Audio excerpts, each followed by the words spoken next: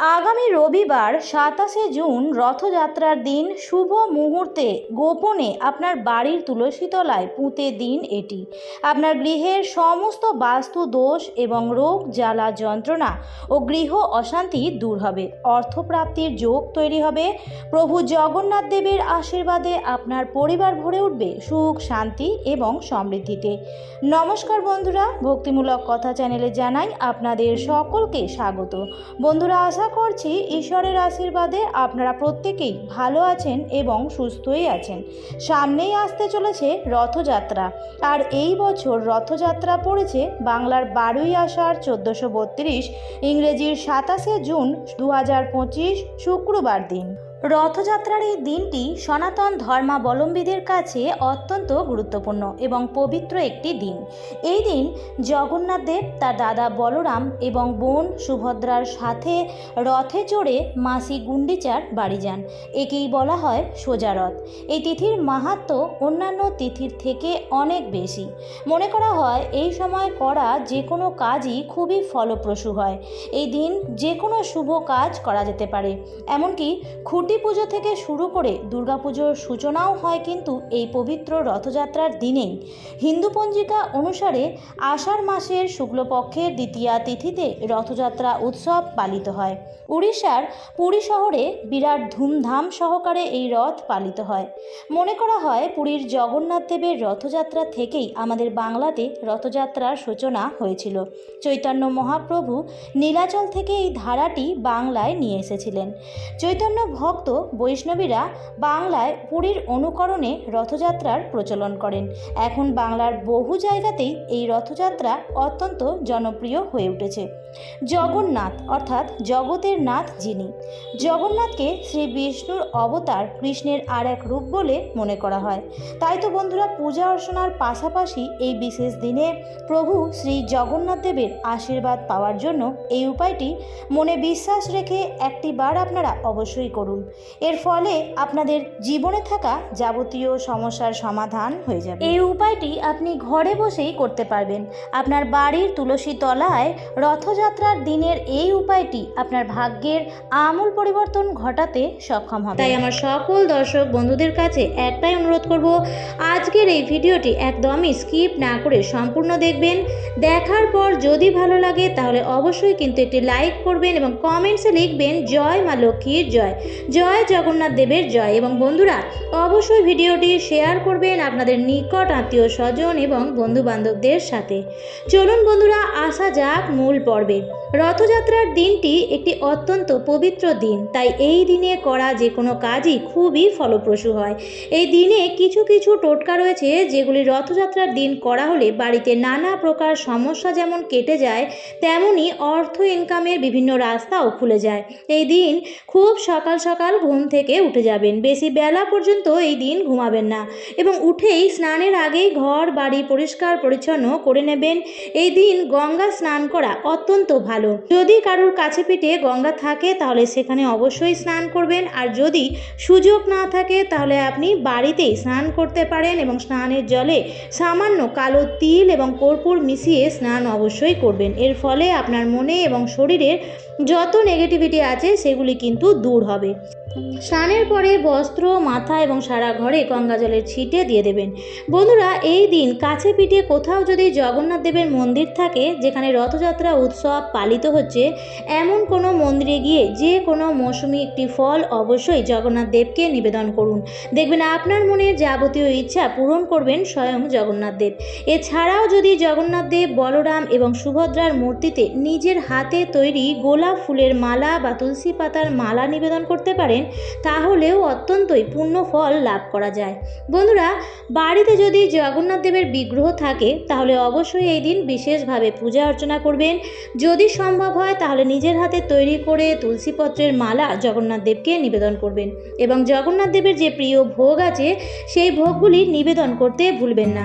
যদি বাড়িতে জগন্নাথ দেবের মূর্তি বা বিগ্রহ না থাকে তাতেও কোনো অসুবিধা নেই।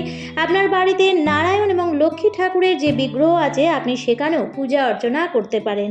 প্রদীপ ধূপকাঠি ধরিয়ে দেবেন। বন্ধুরা, এই দিন প্রদীপের মধ্যে লবঙ্গ দিয়ে প্রদীপটি জ্বালিয়ে সেই প্রদীপ দিয়ে মহাপ্রভুকে আরতি করবেন। এর ফলে বন্ধুরা, যদি আপনার বাড়িতে কোনো রকম অশুভ দৃষ্টি আছে, যার ফলে যে কাজে আপনি হাত দিচ্ছেন সেই কাজেই হয়তো সফলতা পাচ্ছেন না, তাহলে এই বিশেষ দিনের করা এই বিশেষ উপায়টি আপনার বাড়ির ওপর থাকা সমস্ত অশুভ দৃষ্টি, নেতিবাচক শক্তিকে দূর করে দেবে এবং পরিবারে বিরাজ করবে ইতিবাচক শক্তি।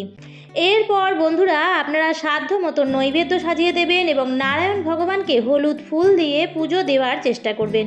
এই দিন নারায়ণ ভগবানের সামনে সামান্য আটা এবং চিনি অবশ্যই নিবেদন করবেন। রথযাত্রার দিনে যদি প্রভু শ্রী নারায়ণ বা মা লক্ষ্মীর পুজো বাড়িতে করতে চান, তাহলে অবশ্যই একটি ঠাকুরের পাত্রের মধ্যে নিয়ে নেবেন সামান্য আটা এবং সম পরিমাণ চিনি। আটা এবং চিনিটি নারায়ণ ভগবানের কাছে তুলসী পত্র সহযোগে নিবেদন করবেন এবং যেভাবে আপনি পুজো করেন সেভাবেই আপনি পুজো করে নেবেন। পুজোর পর কিছুক্ষণের জন্য ঠাকুর ঘর ছেড়ে দেবেন। কিছুক্ষণ পর এসে যেভাবে আপনি ঠাকুরের প্রসাদ নেন সেভাবেই নিয়ে নেবেন, কিন্তু সেই আটা এবং চিনিটি প্রসাদ হিসেবে গ্রহণ করবেন না। সেই আটা এবং চিনিটি জল দিয়ে ভালো করে মেখে 4টি বল মতন বানিয়ে নেবেন এবং 4টি বল নিয়ে আপনি চলে আসবেন আপনার বাড়ির যে তুলসী তলা আছে সেখানে। তুলসী গাছ বাড়ির বাস্তুকে অনেকাংশেই শুদ্ধ রাখে। বাড়ির বাস্তু দোষ দূর করতে তুলসী গাছ কিন্তু খুবই কার্যকরী। তুলসী গাছ দিয়ে যে বাতাস আমাদের বাড়িতে প্রবেশ করে সেটি কিন্তু খুবই শুদ্ধ এবং পবিত্র হয়। সেই কারণেই আগেকার দিনের বাড়ির উঠোনের সামনের দিকেই তুলসী মঞ্চ করা হতো, যাতে বাইরের মানুষের কুনজর প্রথমেই তুলসী গাছের ওপরেই পড়ে। বাইরের মানুষের কুনজর থেকেও বাড়িকে রক্ষা করে এই তুলসী গাছ। পরিবারের মধ্যে কোনো নেতিবাচকতা যদি থেকে থাকে সেটিও দূর করে এই তুলসী গাছ। কিন্তু তুলসী গাছটিকে সঠিকভাবে পরিচর্যা করতে হবে এবং তুলসী গাছটিকে সদা সর্বদা সবুজ ও সতেজ রাখতে হবে। এরপর আপনি হাতে যে আটা ও চিনি দিয়ে যে 4টি বল বানিয়েছেন সেই 4টি বল আপনি তুলসী তলায় পুঁতে দেবেন অথবা তুলসী তলার নিচেও রেখে দিতে পারেন। এই কাজটি আপনারা করবেন রথযাত্রার দিন সূর্য ডোবার আগে, অর্থাৎ সন্ধ্যের আগে আপনাকে এই কাজটি করতে হবে। এবং সন্ধেবেলায় তুলসীকে কিন্তু প্রদীপ ধূপকাঠি অবশ্যই ধরাবেন এবং সারা রাত্রি ব্যাপী কিন্তু সেই বলগুলিকে সেখানেই রাখতে দেবেন। পরের দিন সকালবেলায় তাড়াতাড়ি ঘুম থেকে উঠবেন এবং শুদ্ধ বস্ত্র পরে তারপরেই আপনি এই আটার 4টি বল আবার সংগ্রহ করে নেবেন এবং সেগুলি নিয়ে আপনি চলে যাবেন আপনার বাড়ির ছাদে। তবে তার আগে স্নান সেরে সূর্যদেবকে অবশ্যই জল অর্ঘ্য দেবেন। এরপর সেই 4টি আটার বলকে আপনার বাড়ির 4 দিকে, অর্থাৎ পূর্ব, পশ্চিম, উত্তর এবং দক্ষিণ দিকে 4টি দিকে 4টি গোলা রেখে দেবেন এবং সামান্য পরিমাণ করে জল সেখানে অর্পণ করবেন এবং আপনার মনস্কামনা জানিয়ে আপনি সেখান থেকে চলে আসবেন।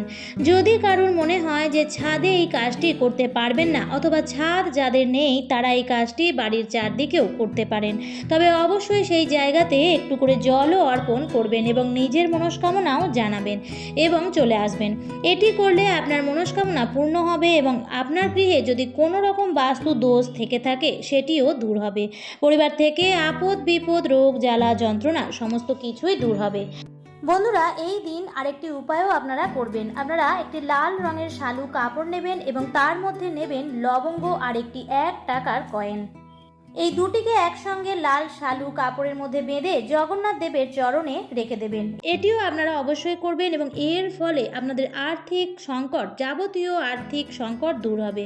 এবং কাছে পিঠে যদি জগন্নাথ দেবের মন্দির থাকে তাহলে সেখানে অবশ্যই যাবেন এবং পুজো অবশ্যই দেবেন। রথের দড়িতে টান দেবেন, কারণ রথের দড়িতে টান দিলে জানা অজানায় করা নানা ধরনের পাপ থেকে মুক্তি পাওয়া যায়। বন্ধুরা, এই উপায়গুলি করলে সমস্ত বিপদ আপদ থেকে যেমন মুক্তি পাওয়া যায়, তেমনি যাবতীয় মনস্কামনা ও শরীরের রোগ জ্বালা যন্ত্রণাও দূর হয়ে যায়। বন্ধুরা, আজকের পর্বটি আমি এখানেই শেষ করছি। আশা করছি আজকের ভিডিওটি আপনাদের একটু হলেও ভালো লাগলো এবং উপকারে লাগলো। এই ভিডিওটি থেকে যদি ভালো লেগে থাকে তাহলে অবশ্যই লাইক, কমেন্ট, শেয়ার করবেন বন্ধুরা এবং চ্যানেলটিকে সাবস্ক্রাইব করে আমার সাথে থাকবেন। দেখা হবে নতুন আরেকটি পর্বে। ভালো থাকবেন, সুস্থ থাকবেন। ধন্যবাদ।